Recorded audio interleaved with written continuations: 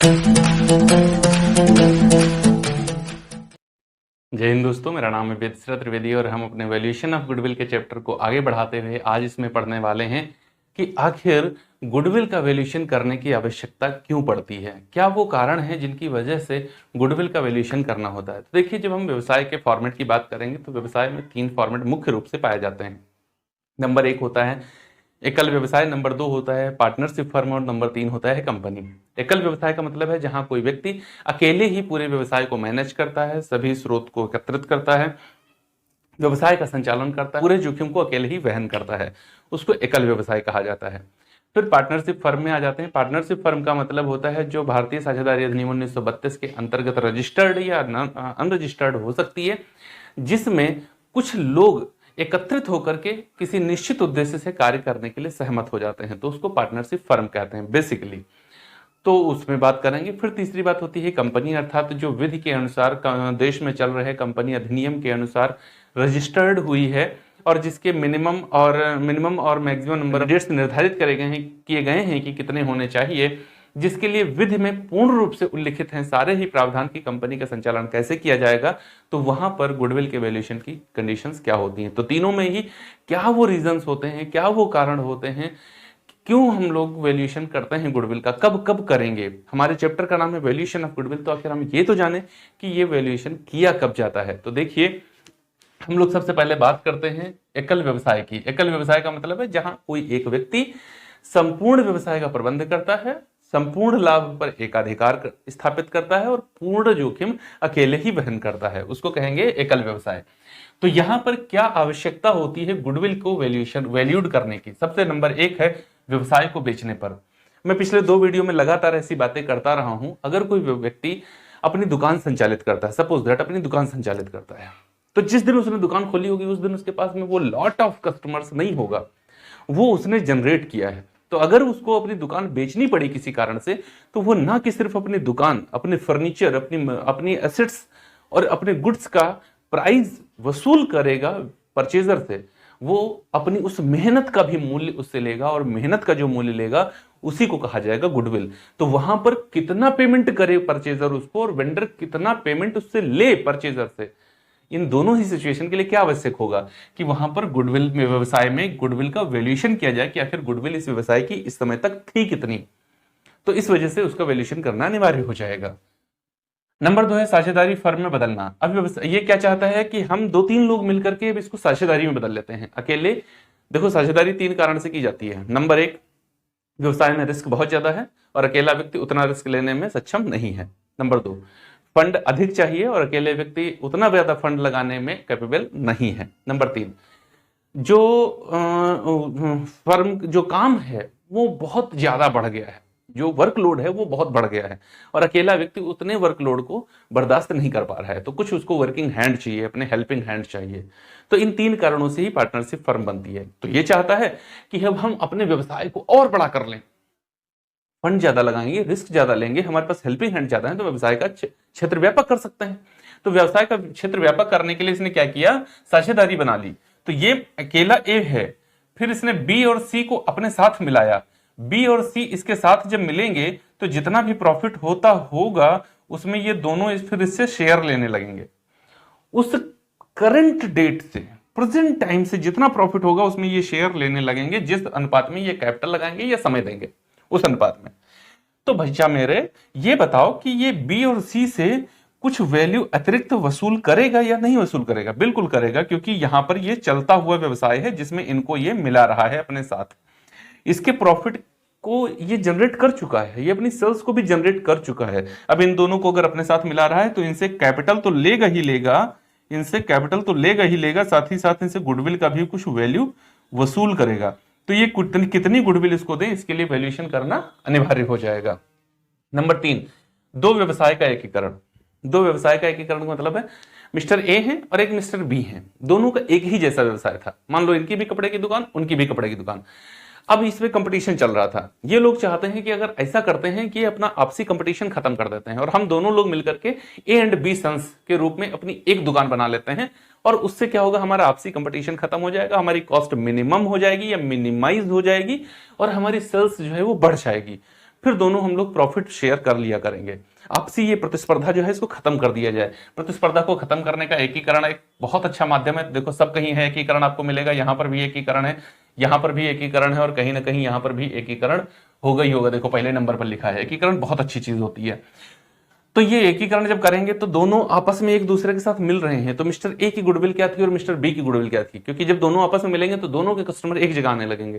तो दोनों एक दूसरे के साथ में जब कैपिटल अरेंज करेंगे, मैनेज करेंगे, तो उसके साथ गुडविल का भी अपना वैल्यूएशन करेंगे। भैया हमारी गुडविल इतनी, हमारी गुडविल इतनी, हम दोनों लोग इतना इतना पैसा एक दूसरे को देंगे। उस दशा में भी गुडविल का निर्धारण करना अनिवार्य हो जाता है। नंबर 4, सरकार द्वारा अनिवार्य अधिग्रहण। सरकार कभी कभी क्या करती है, कुछ सेक्टर को वो अपने हाथ में ले लेती है, जिसको नेशनलाइजेशन कहा जाता है। राष्ट्रीयकरण का तात्पर्य क्या है, प्राइवेट सेक्टर में संचालित हो रही किसी भी सेवा को जब सरकार अपने अधिग्रहित कर लेती है, अपने अंडरटेकिंग ले लेती है, तो इसी सिचुएशन को नेशनलाइजेशन कहा जाता है। वो फिर चाहे जिस चीज का हो, प्राइवेट सेक्टर में पहले चल रही थी, अब सरकार ने क्या किया है, उसको अधिग्रहित कर लिया है, अपने हस्तक्षेप में उसको ले लिया है। इसको कहते हैं नेशनलाइजेशन। ओके, तो अगर कंपनी क्या करती है, नेशनलाइजेशन कर देती है या प्राइवेट सेक्टर की किसी भी चीज को, किसी भी व्यवसाय को अपने अंडरटेकिंग ले लेती है, तो इस दशा में उसको क्या करती है, उसका मूल्य चुकाती है। तो मूल्य जो संपत्तियों का है वो तो चुकाएगी, साथ ही साथ वहां पर ये ध्यान देगी कि ख्याति का मूल्य कितना है, इसका भी निर्धारण करेगी और उसका भी पेमेंट उसको किया जाएगा। तो एकल व्यवसाय में ये 4 सिचुएशन होती हैं जहां पर गुडविल का वैल्यूएशन करना अनिवार्य होता है। बात करेंगे साझेदारी फर्म में नए साझेदार का प्रवेश। देखो सिचुएशन सेम ये है, मान लो ए और बी, ये दो लोग 10 वर्ष तक अपने साझेदारी को चला चुके हैं। तो 10 वर्ष में इन्होंने लॉट ऑफ कस्टमर, मतलब तमाम कस्टमर्स की एक संख्या अपनी बना ली होगी। अपने व्यवसाय की सेल्स या सर्विस जो कुछ ये प्रोवाइड करा रहे हैं, या तो सेल्स प्रोवाइड करा रहे होंगे या सर्विस दे रहे होंगे। सेल्स या सर्विस प्रोवाइड करने का इनका एक बहुत अच्छा क्राइटेरिया बन चुका है, बहुत अच्छा क्षेत्र इन्होंने एक अपना बना लिया है। तो जब ये मिस्टर सी को अपने साथ मिलाएंगे तो उस डेट में 10 वर्ष की इनकी मेहनत का जो पारितोषिक होगा, 10 वर्ष की मेहनत का जो पारितोषिक होगा, उसमें तुरंत से शेयर कौन लेने लगेगा, सी जो है उसमें तुरंत से शेयर लेने लगेगा। ओके, तो अपने 10 वर्ष की मेहनत का मेहनताना भी इससे लेंगे और उसको कहेंगे गुडविल। ओके, गुडविल के तौर पर नए इंटरमीडिएट में आपने पढ़ा भी होगा, अगर पढ़ा होगा तो valuation of goodwill in case of new admission of a partner वहां पर किया जाता है। तो नए साझेदार के प्रवेश के समय गुडविल का वैल्यूएशन करना अनिवार्य हो जाता है कि गुडविल आखिर कितनी है। दूसरी सिचुएशन होती है नए पुराने साझेदार का अवकाश ग्रहण हो जाए या उसकी मृत्यु हो जाए। अगर कोई साझेदार अवकाश ग्रहण करता है या किसी की मृत्यु हो जाती है, तो इस दशा में वो साझेदार तो निकल के, मान लो इसकी सी की मृत्यु हो गई या इसने अवकाश ग्रहण कर लिया, तो अब व्यवसाय कौन चलाएगा, ए और बी चलाएंगे, सी तो निकल गया। तो सी के परिवार को अवकाश ग्रहण करने की दशा में मिस्टर सी को, और मृत्यु की दशा में इनके परिवार को इनकी कैपिटल जो होती है वो तो वापस कर ही जाती है, और इनके हिस्से की जो गुडविल होती है उसको भी वापस कर दिया जाता है। क्यों नहीं किया जाएगा, जब नया साझेदार आता है तो उससे आप कैपिटल और गुडविल दोनों लेते हो, तो जो पुराना साझेदार आपके पास से जाएगा तो उसको कैपिटल और गुडविल दोनों देना आपकी जिम्मेदारी बन जाती है, तो वापस कर दी जाती है। नंबर 3, फर्म का एकीकरण। फर्म का एकीकरण सेम बात वही है जो एकीकरण उधर बताया है। 2 फर्म है जो सेम तरीके की सर्विस या सेल्फ प्रोवाइड कर रही थी, अब वो चाहती है कि हम आपसी प्रतिस्पर्धा को खत्म कर दें और अपने सिस्टम को और स्ट्रांग बना लें। अपने सिस्टम को क्या करें, और स्ट्रांग बना लें।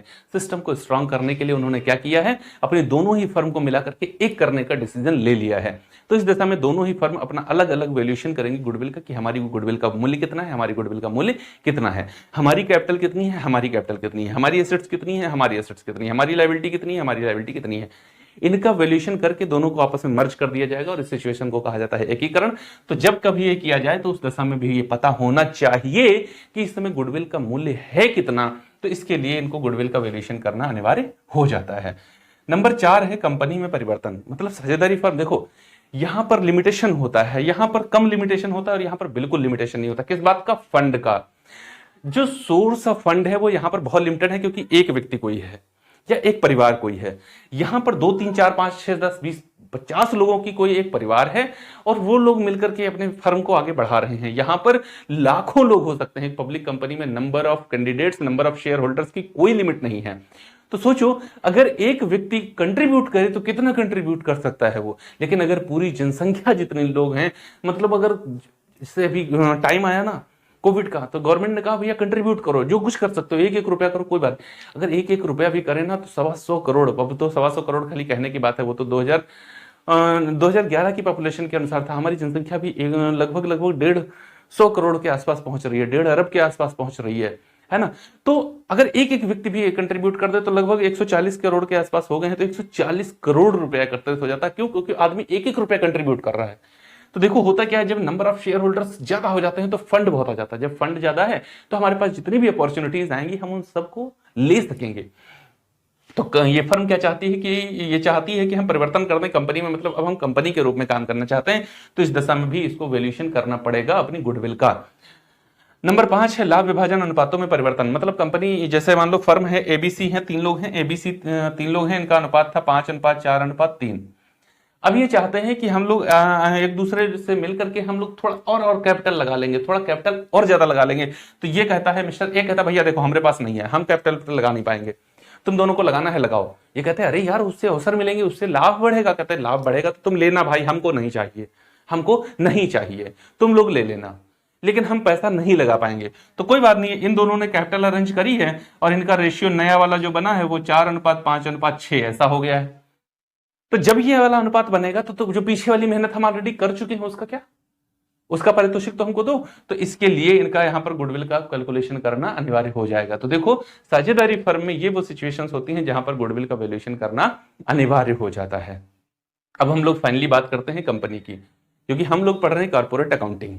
कॉर्पोरेट अकाउंटिंग का मतलब है कंपनीज के व्यवहारों को लिखने की जो कला है उसी को कॉर्पोरेट अकाउंटिंग कहा जाता है।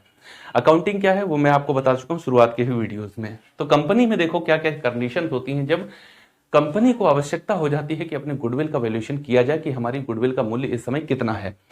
नंबर 1 सिचुएशन होती है एकीकरण। एकीकरण का मतलब होता है जैसे यहाँ पर व्यवसाय का होता है, यहाँ पर फर्म का होता है, ऐसे कंपनी का होता है। जब दो समान प्रकार की कंपनीज जो एक ही तरीके का व्यवसाय कर रही थी, आपसी प्रतिस्पर्धा को समाप्त करने, अपने खर्चों को मिनिमाइज करने और प्रॉफिट को बढ़ाने के उद्देश्य से अपने अस्तित्व को त्याग देती हैं और एक में मिल जाती हैं, इस दशा को एकीकरण कहा जाता है। तो एकीकरण की दशा में दोनों ही कंपनीज को अपनी गुडविल का वैल्यूएशन करना होता है। ओके। नंबर 2 है एक कंपनी द्वारा दूसरी कंपनी के अंशों को क्रय करना। ये होल्डिंग कंपनी की सिचुएशन, होल्डिंग और सब्सिडरी कंपनी की सिचुएशन आती है। देखो कंपनी चाहती क्या है, एक तो कंडीशन है कि ये हो जाए, एकीकरण हो जाए, हम दोनों लोग अपने अस्तित्व को त्याग दें और तीसरा एक अस्तित्व धारण कर लें। दूसरा होता है कि हम तो बने रहेंगे लेकिन दूसरी कंपनी है उसके maximum number of share holders हम खुद मैक्सिमम नंबर ऑफ शेयर्स हम खरीद लेंगे। जब ज्यादा शेयर हम खरीद लेंगे तो उस कंपनी की डिसीजन मेकिंग किसके पास आ जाएगी, हमारे पास आ जाएगी। इस कंडीशन को कहा जाता है होल्डिंग कंपनी, और जिसके पास कम शेयर रह जाते हैं उसको कहते हैं सब्सिडरी कंपनी। तो अगर कोई कंपनी किसी दूसरी कंपनी पर स्थायित्व या फिर नियंत्रण स्थापित करने के उद्देश्य से उस कंपनी के maximum number of shares, more than 50% of shares वो खरीद रही है, तो ऐसी कंपनी होल्डिंग कंपनी कहलाती है। और जो छूट जाती है, जिसके पास में 49 लेस देन रह गए हैं शेयर्स, उसको सब्सिडरी कंपनी कहते हैं। तो इस सिचुएशन में जब उस कंपनी के होल्डिंग हम ले रहे हैं तो उसकी गुडविल का भी वैल्यूएशन करना अनिवार्य हो जाता है कि आखिर इसकी गुडविल इस समय कितनी है। नंबर 3 एक कंपनी द्वारा दूसरी कंपनी का क्रय कर लेना। देखो ये एकीकरण का ही कंडीशन है। एकीकरण 2 तरीके से होता है, जैसे मैंने कहा कि 2 कंपनियां अपना पुराना अस्तित्व त्याग रही हैं और तीसरी कंपनी बना रही हैं, तो इसको कहते हैं एकीकरण। ठीक ना। एकीकरण 2 तरीके से होता है, एक होता है मर्जर नेचर का, एक होता है परचेज नेचर का। जो 2 कंपनियों का समापन, एक नई कंपनी का जन्म, ये मर्जर होता है, मतलब विलय होता है। 2 कंपनी मिल गई, एक तीसरी कंपनी बन गई। दूसरा होता है, ये हमारी परंपरा भी है और आगे हम लोग जब पढ़ेंगे, amalgamation of companies, reconstruction of companies, internal and external reconstruction, तो वहां पे मैं आपको बताऊंगा एक कंपनी द्वारा दूसरी कंपनी का क्रय करना। हम तो बने रहेंगे, दूसरी कंपनी को ही खरीद लेंगे। एबीसी लिमिटेड बनी हुई है, XYZ को इसने खरीद लिया है, तो खत्म कौन हुई, XYZ खत्म हुई, एबीसी बनी रही। इसको कहेंगे एमलगमेशन, लेकिन ये एमलगमेशन परचेज नेचर का है, क्योंकि हम दूसरी कंपनी को खरीद रहे हैं, उसको मिला नहीं रहे अपने आप में, उसको हम खरीद रहे हैं। हम बने हुए हैं और उसको खरीद के अपने आप में मिला लिया, तो इसको कहते हैं क्रय करना। जब किसी कंपनी को आप क्रय करोगे तो उसकी गुडविल का भी वैल्यूएशन करोगे, क्योंकि ऐसे ही तो वो अपनी संपत्तियां आपको देगा नहीं, संपत्तियां देगा, साथ ही साथ आपसे कुछ अलग से भी वसूल करेगा अपनी मेहनत का, उस मेहनत को कहेंगे गुडविल, और वहां पर वैल्यूएशन करना अनिवार्य हो जाएगा। नंबर 4 पर आता है सरकार द्वारा कंपनी का अनिवार्य अधिग्रहण। मैं बता चुका हूं, जो सिचुएशन यहां पर है वो यहां पर है, वो यहां पर है। नेक्स्ट पॉइंट है अंशों का मूल्यांकन करने के उद्देश्य से। अंशों का मूल्यांकन कब किया जाता है? देखो एक तो हम लोग वैल्यूएशन ऑफ शेयर्स में पढ़ेंगे, अंशों के वैल्यूएशन की आवश्यकता नहीं होती है, क्योंकि कंपनी के जो शेयर होते हैं वो स्टॉक एक्सचेंज में लिस्टेड होते हैं। लेकिन कुछ कंपनी ऐसी भी होती हैं जो अपने शेयर्स को स्टॉक एक्सचेंज में लिस्ट नहीं कराती हैं, जिन कंपनियों ने अपने शेयर्स को स्टॉक एक्सचेंज में लिस्ट नहीं कराया है, उनका रेवेन्यू कितना आ रहा है, उनके शेयर्स का वैल्यू क्या है, ये गवर्नमेंट को कैसे पता चलेगा? नहीं पता चल पाएगा। जब गवर्नमेंट को पता नहीं चल पाएगा तो वो टैक्सेशन कैसे लगाएगी, इसके ऊपर चार्ज करेगी, मतलब टैक्स कैसे लगाएगी, कराधान कैसे होगा? तो गवर्नमेंट के पास इस चीज के लिए प्रॉब्लम रहेगी। तो भैया जो इनकम टैक्स अथॉरिटीज हैं वो कहेंगी कंपनी से कि तुम्हारे शेयर्स लिस्टेड नहीं है, इस वजह से तुम्हारे शेयर्स का वैल्यूएशन किया जाएगा, तुम्हारे शेयर्स का वैल्यूएशन किया जाएगा, तो तुम्हारे शेयर्स की वैल्यू प्रेजेंट टाइम में क्या है, उसके आधार पर तुम्हारे रेवेन्यू को निर्धारित किया जाएगा। तो जब शेयर्स का वैल्यूएशन किया जाएगा, उस कंडीशन में शेयर के वैल्यूएशन से पहले कंपनी को गुडविल का वैल्यूएशन करना पड़ेगा, क्योंकि गुडविल का वैल्यूएशन करके जब असेट्स में हम इंक्लूड करेंगे तभी तो शेयर्स का वैल्यूएशन सही तरीके से हो सकता है। तो ये कंडीशन तब आती है जब कराधान लगाने अर्थात टैक्सेशन चार्ज करने के उद्देश्य से गवर्नमेंट किसी कंपनी के शेयर्स का मूल्यांकन कराती है, और इस सिचुएशन में तभी कराया जाता है जब किसी उस कंपनी के शेयर्स स्टॉक एक्सचेंज में लिस्ट ना हो। तो ये वो सिचुएशंस होती हैं जब हम लोग एकल व्यापार में, साझेदारी फर्म में और कंपनी में गुडविल का वैल्यूएशन पढ़ेंगे। तो देखो यहां पर हमको ये नहीं करना है, हमको ये भी पढ़ना नहीं है, हमको ये पढ़ना नहीं है, हम लोग पढ़ रहे हैं कंपनी। तो इन सिचुएशंस में हम लोग गुडविल का वैल्यूएशन करेंगे। अब हम बात करते हैं कि आखिर अकाउंटिंग स्टैंडर्ड क्या कहते हैं गुडविल की अकाउंटिंग करने के लिए, गुडविल की अकाउंटिंग करने के लिए अकाउंटिंग स्टैंडर्ड्स क्या कहते हैं। तो जब बात अकाउंटिंग ऑफ गुडविल की अकाउंटिंग की करी जाएगी, अकाउंटिंग ऑफ गुडविल मतलब ख्याति का किस तरीके से लेखांकन किया जाए, तो इसके लिए 4 अकाउंटिंग स्टैंडर्ड हैं। अकाउंटिंग स्टैंडर्ड कौन कौन से हैं? तो सबसे पहले नंबर 1 पर हम लोग बात करेंगे अकाउंटिंग स्टैंडर्ड, अकाउंटिंग स्टैंडर्ड 10 की, जिसको आगे से ध्यान रखिएगा, इसको एएस भी कहा जाता है। एएस 10 किससे रिलेटेड है? तो ये फिक्स्ड एसेट्स से रिलेटेड है। किससे? फिक्स्ड एसेट्स से रिलेटेड है अकाउंटिंग स्टैंडर्ड 10। फिक्स्ड एसेट्स जैसे plant, machine, building, furniture etcetera, ये सब फिक्स्ड एसेट्स हैं। लेकिन फिक्स्ड एसेट्स को 2 पार्ट में डिवाइड किया गया है। 2 पार्ट कौन है? Tangible fixed assets, intangible fixed assets. जिनके नाम अभी मैंने लिए वो सब टेंजिबल फिक्स्ड एसेट्स हैं, जिनको छुआ जा सकता है, देखा जा सकता है। इनटेंजिबल फिक्स्ड एसेट्स होती हैं जैसे गुडविल हो गई, कॉपीराइट हो गया, पेटेंट हो गया, ट्रेडमार्क हो गया, ये सब इनटेंजिबल फिक्स्ड एसेट्स हैं फिक्स्ड लेकिन इनटेंजिबल हैं। इनको सिर्फ महसूस किया जा सकता है व्यवसाय की लाभार्जन की क्षमता के आधार पर, इनको देखा नहीं जा सकता और छुआ तो बिल्कुल नहीं जा सकता। तो ये इनटेंजिबल एसेट्स हैं। तो दोनों के लिए है हमारा अकाउंटिंग स्टैंडर्ड 10 आता है इसके अंदर। तो देखो ये क्या कहता है, अभी मैंने शुरुआत में आपको बताया था गुडविल 2 तरीके की होती है, एक होती है परचेज्ड गुडविल और दूसरी होती है नॉन परचेज्ड गुडविल। तो अगर गुडविल परचेज्ड गुडविल है, in case of purchased goodwill, in case of purchased goodwill, उसका अकाउंटिंग यहां पर किया जाएगा। परचेज्ड गुडविल का मतलब क्या होता है? किसी व्यवसाय को आप खरीद रहे हैं, किसी व्यवसाय को आप खरीद रहे हैं, तो उस व्यवसाय में जितनी संपत्तियां आपको मिल रही हैं उससे ज्यादा का पेमेंट किया जा रहा है। क्या? जितने की संपत्तियां मिल रही हैं उससे ज्यादा का पेमेंट किया जा रहा है। पेमेंट ओवर ऑफ एसेट्स, या ऐसे कहें payment made minus value of assets. जैसे आप 7,20,000 रुपए में 7,20,000 रुपए में उस संपत्ति को खरीद रहे हैं जिसका वैल्यू 6,80,000 रुपए है, तो इसका मतलब है 40,000 रुपए आप गुडविल के लिए दे रहे हैं। किस लिए दे रहे हैं? गुडविल के लिए दे रहे हैं। ऐसा क्यों किया जाता है? ये अकाउंटिंग क्यों की जाती है? देखो अकाउंटिंग है डुअल एस्पेक्ट कॉन्सेप्ट। लायबिलिटी हमारी एसेट्स बराबर होती हैं, ये भी हमने पढ़ा है। अगर ऐसा नहीं करेंगे तो लायबिलिटी और एसेट्स का फंडा बिगड़ जाएगा। कैसे?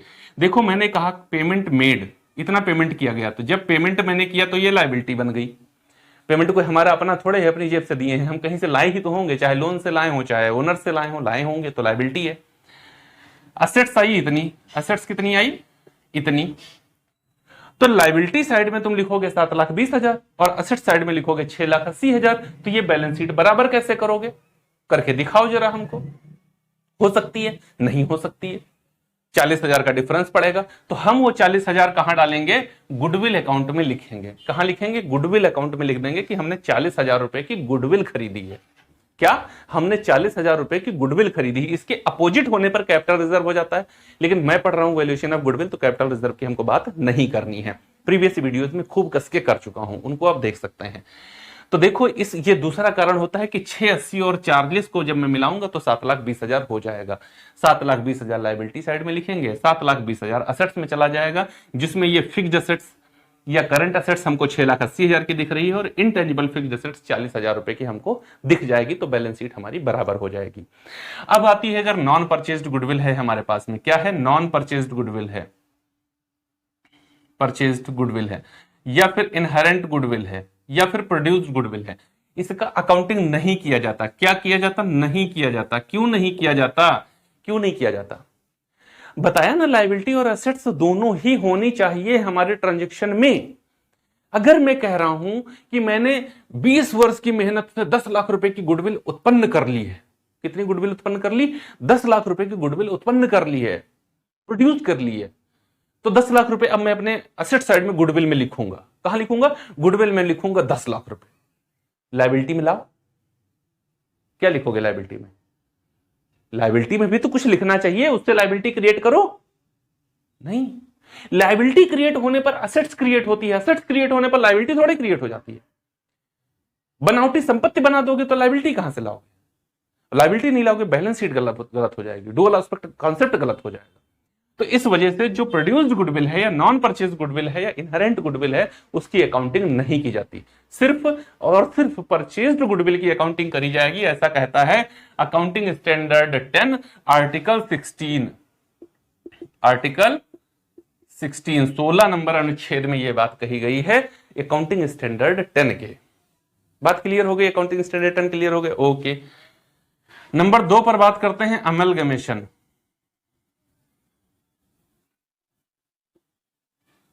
Of company, amalgamation of companies. इसके लिए हमारा एएस कौन सा है? एएस है 14। कौन सा है? एएस है इसके लिए 14। और ये कहता है कि आप अकाउंटिंग कर लेना इसके यहां भी। जब हम लोग अमलगमेशन पढ़ेंगे तो वहां पर भी निकल के आएगी गुडविल। वहां पर गुडविल कैसे होगी? तो purchase consideration, purchase consideration plus liability taken minus value of assets. Okay, इस तरीके से जो डिफरेंशियल वैल्यू आएगी वो बराबर क्या हो जाएगी? तो वही होगी गुडविल। और उसको तुम लिखना खूब कस के। परचेज कंसिडरेशन का मतलब है, कंसिडरेशन का मतलब होता है प्रतिफल। किसी कार्य को करने के बदले में जो कुछ होगा वो प्रतिफल होगा। तो एक वेंडर कंपनी होती है, एक परचेजर कंपनी होती है। तो जो परचेजर कंपनी है वो वेंडर कंपनी की संपत्तियों को खरीद रही है, तो उसके बदले में उसको कुछ पेमेंट करेगी कि नहीं करेगी? करेगी। जो पेमेंट करेगी उसको कहते हैं परचेज कंसिडरेशन। तो परचेज कंसिडरेशन मान लो 8 लाख रुपए का है, उसकी संपत्तियां खरीदने पर उसको 8 लाख रुपए का परचेज कंसिडरेशन दिया। साथ ही साथ उसकी 2 लाख रुपए की लायबिलिटी भी ले ली। कहा भैया अच्छा तुम 8 लाख ले जाओ और तुम्हारी 2 लाख रुपए की लायबिलिटी ना वो हम पे कर देंगे। वो क्या करेंगे? हम पे कर देंगे। तो 2 लाख रुपए की लायबिलिटी भी साथ में ले ली। कितनी ले ली? 2 लाख रुपए की लायबिलिटी भी ले ली। लेकिन इसके बदले जो असेट्स उसको मिल रही हैं, इसके बदले जो असेट्स मिल रही हैं वो केवल 9,40,000 रुपए की हैं। कितने की हैं? 9,40,000 की संपत्तियां ले रहा है, 2 लाख का दायित्व ले रहा है और 8 लाख रुपए नगद पेमेंट कर रहा है। तो ये 8 क्यों देख रहे हो? ये तो देखो उसके पास लायबिलिटी कितनी आ गई है? 10 लाख रुपए की लायबिलिटी आ गई है। 8 लाख रुपए पेमेंट कर रहा है, 2 लाख की लायबिलिटी ले रहा है, तो 10 लाख की लायबिलिटी बढ़ी। असेट्स कितना बढ़ा? केवल 9,40,000 रुपए बढ़ा। असेट्स कितना बढ़ा? 940। अब बताओ 60,000 कहां से लाएंगे? 60,000 गुडविल से लाएंगे, 60,000 गुडविल से लाएंगे।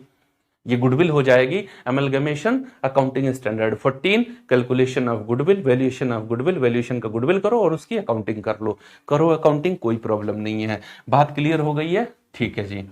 Number 3, holding company. एएस इसका क्या है? एएस 21 है। एएस क्या है? 21 है। एएस 21 में बात करी गई है होल्डिंग कंपनी। होल्डिंग कंपनी का मतलब होता है एकीकृत चिट्ठा। जब हम कंपनी का 2-3 कंपनियां, जब कोई कंपनी किसी दूसरी कंपनी में, अभी बता चुका हूं पीछे, कोई कंपनी किसी दूसरी कंपनी में नियंत्रण स्थापित करना चाहती है तो इसकी वजह से उसके 50% से ज्यादा शेयर वो खुद खरीद लेती है। तो इस सिचुएशन में वो कंपनी उसकी होल्डिंग हो जाती है। इस सिचुएशन में गुडविल कैसे कैलकुलेट की जाती है? गुडविल यहां पर भी कैलकुलेट की जाएगी। गुडविल कैसे कैलकुलेट होगी, कैसे उसका वैल्यू निकलेगा? तो यहां पर क्या होता है, investment in share of subsidiary company,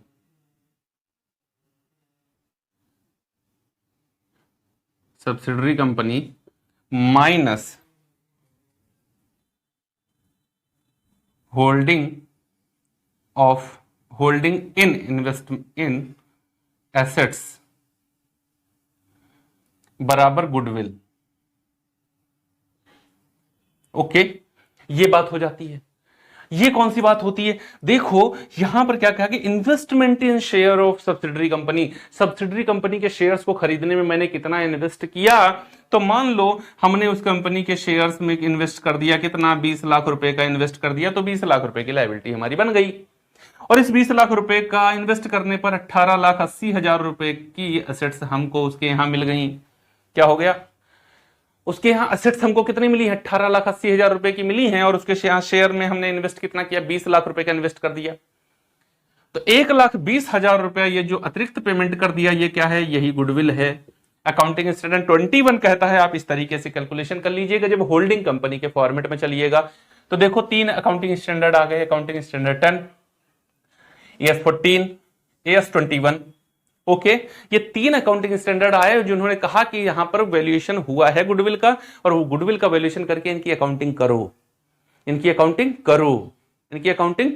कहां देख रहे हो? इधर देखो ना, तभी तो समझ में आएगा। पीछे देखोगे समझ में कहां आएगा? उनकी अकाउंटिंग करनी है।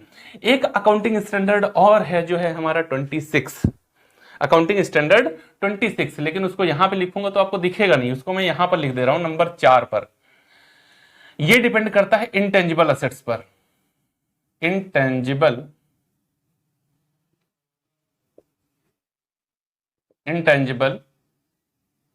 एसेट्स, एएस क्या है इसका? 26 है, AS 26।